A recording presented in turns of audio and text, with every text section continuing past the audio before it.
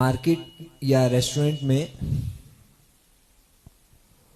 Non veg کھانے کا کیا حکم ہے؟ اگر مسلمان کی دکان ہو لیکن ذبیحہ کا علم نہ ہو کس نے کیا ہے ذبح، تو کیا کھا سکتے ہیں؟ جواب عنایت فرمائیں۔ گوشت سے متعلق ہے۔ اب نان ویج میں تو میرے خیال میں انڈا بھی آتا ہوگا، ہم لوگ تو انڈے کو ذبح نہیں کرتے ہیں۔ تو گوشت سے متعلق ہے کہ جہاں پر ذبیحے سے متعلق شکوک و شبہات ہو سکتے ہیں۔ اب اگر کسی سنی صحیح العقیدہ مسلمان کی دکان ہے اور اس کے بارے میں کسی طرح کی کوئی افواہ بھی نہیں ہے کہ یہ جو ہے جہاں سے چاہتا ہے وہاں سے لے آتا ہے، جس سے چاہتا ہے اس سے ذبح کراتا ہے، کیونکہ جب یہ بات ہوتی ہے تو کبھی کبھی لوگوں میں بات مشہور ہو جاتی ہے کہ بھائی وہ جو ہے بہت غیر محتاط ہے، وہ کہیں سے بھی خرید کے لاتا ہے، کسی سے ذبح کراتا ہے۔ اگر اس طرح کی کوئی بات وہاں اس دکان یا اس ہوٹل کے بارے میں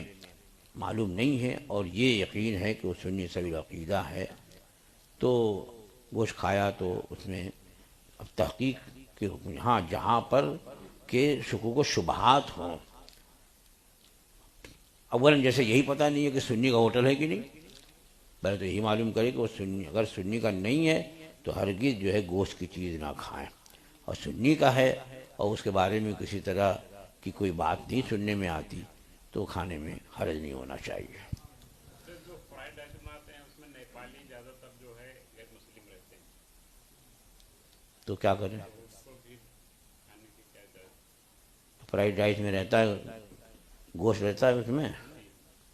ہاں تو یہ کہہ رہے ہیں کہ فرائیڈ رائس میں اکثر جو ہے وہ نیپالی بناتے ہیں۔ نیپالی مسلمان نہیں ہوتے، زیادہ تر تو غیر مسلم ہی رہتے ہیں۔ نہیں زیادہ تر بات مت کیجیے۔ اگر سنی مسلمان ہے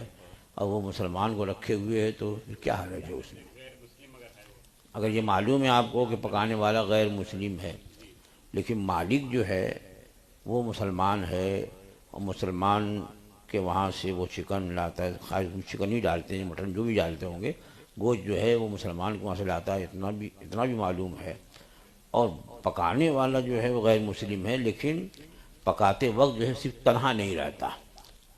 بلکہ وہاں مسلمان نوکر اور مسلمان کام کرنے والے بھی ہیں آس پاس، تنہائی میں نہیں، کیونکہ گوشت کا حکم بدلتا ہے جبکہ کافر کے قبضے میں ہو اور کوئی وہاں مسلمان موجود نہ ہو، کوئی نگران، تب اس کے بعد اس کا حکم بدلتا ہے۔ یہاں اگر خدا نخواستہ غیر مسلم نیپالی ہے اور وہ پکانے والا ہے اور وہی تنہا ہے، کچن میں وہی تنہا ہے اور کوئی اس سنی مسلمان جو ہے اس کا نہ اس کا ہیلپر ہے نہ وہاں نگراں ہے نہ اور کوئی سی وجہ، کہیں ایسا ہوتا ہے کہ لوگ جو ہیں وہ کیمرہ لگا دیتے ہیں